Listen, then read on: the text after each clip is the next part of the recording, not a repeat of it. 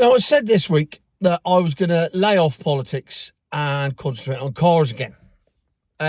Well, it's kind of a compromise because it's about cars, but it's also about politics.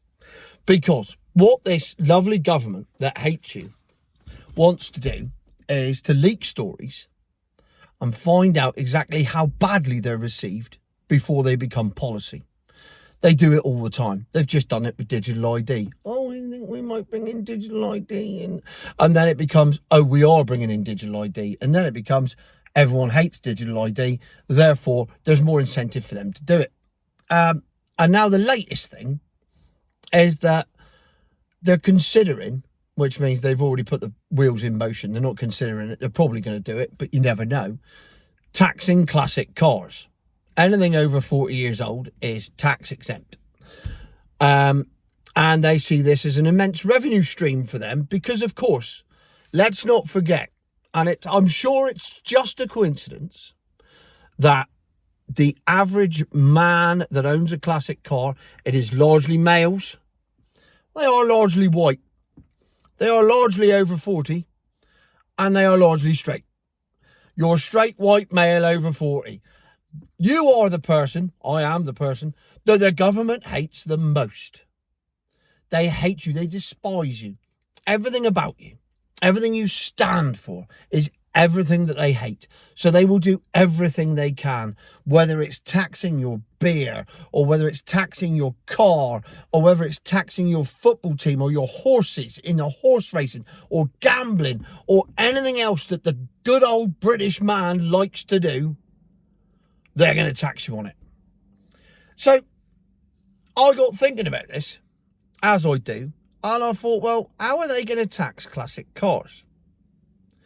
Because classic cars, road tax at the moment is done on emissions. And whatever your level of emission is how much road tax you pay. Unless, of course, you drive a milk float, in which case your emissions are not, but you still have to pay road tax. Yeah, I still haven't worked that one out. But nevertheless, that's what our enlightened leaders have decided. So they can't turn around and go, right, see that 1968 Ford Mustang there?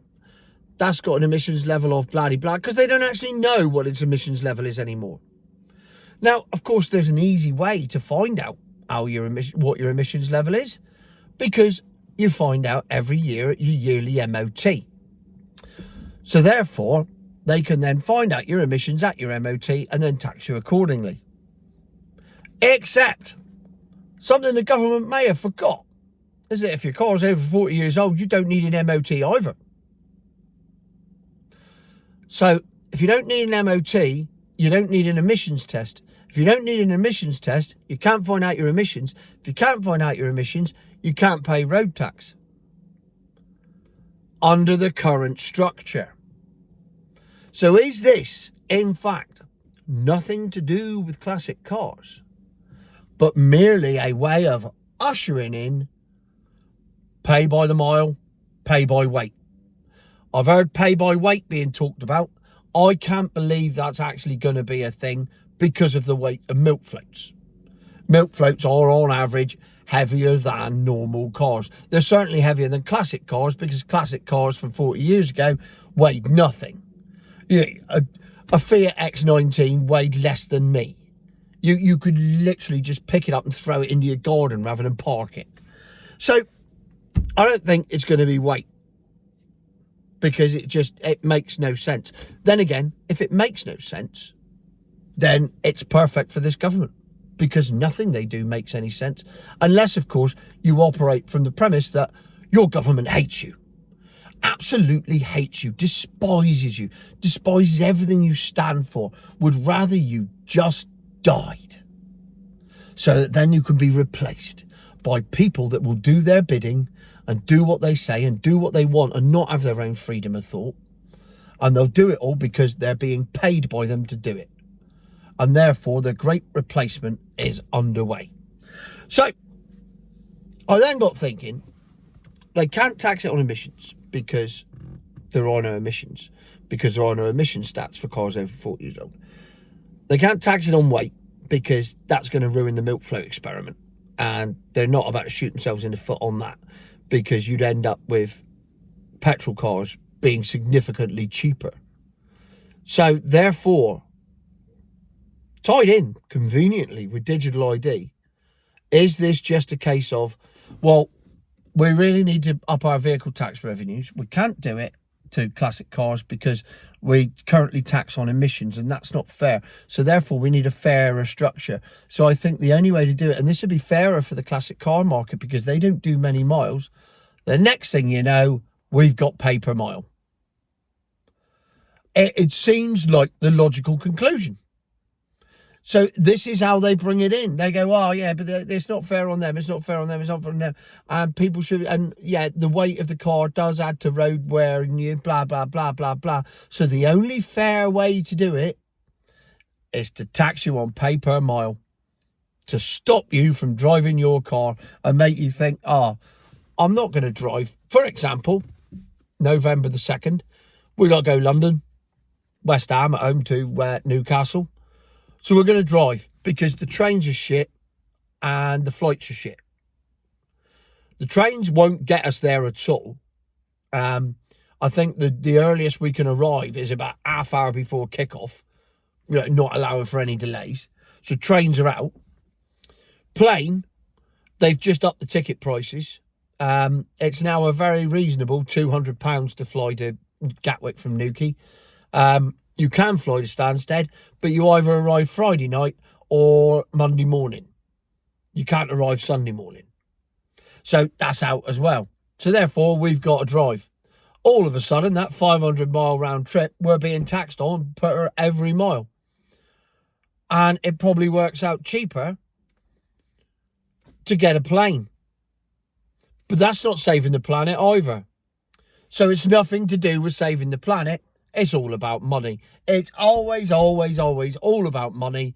And then it's done in a way that stops you and me moving about quite so much.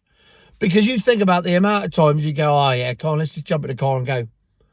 Well, hang on a minute, that's 200 quid at £1 a mile. It's going to cost me 200 mile at £1 a mile. It's going to cost me 200 quid. Oh, I don't know about that. Oh, well, maybe we just won't go. Maybe we'll just stay home in our little 15-minute city. Oh, and by 2030, we'll all be stuck like rats in a laboratory, just running around in our little circles because nobody can afford to go anywhere apart from the super rich who couldn't give a shit anyway and don't drive electric cars because they've all got supercharged Range Rovers that do 8 to the gallon, but it doesn't matter to them. And the cost of running it doesn't matter to them. So the cost per mile is not going to matter to them. So the wealthy will continue to do what they want, when they want, because they don't care. It is only ever going to affect the lower and middle classes. What a wonderful time to be alive, isn't it? So the concept that there's a good way out of this, we don't need to have a milk float because we can just insert car here. I'll just go and buy a 68 Mustang. I'll go and buy an old V8. I'll go and buy an old BMW 7 Series. Be lovely for cruising up and down the motorways as long as it doesn't go wrong electrically, which, inevitably it will. So you'd need to get one of the early, the E20, whatever it was, 7 Series. Or get yourself an old Bentley. Might as well.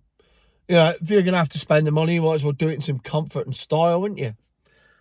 So the conclusion is, there is no conclusion. It's all just circumspect at the moment.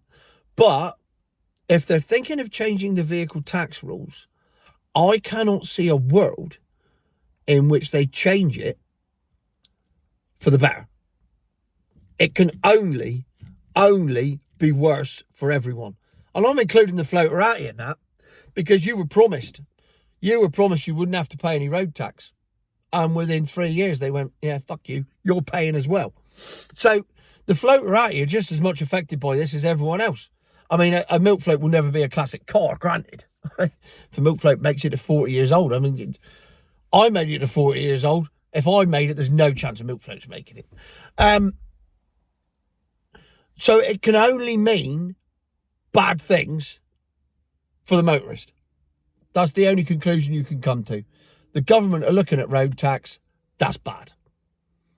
And whatever we're paying now, it will be more. Unless, of course, you don't drive your car and it just sits on the driveway, in which case it will cost you less. But what's the point? The whole point of having a car is to use it to get from A to B. If you buy it and then it just sits on the driveway and you look at it, that's lovely. I'm sure your neighbours are very impressed. But what if you need it for work?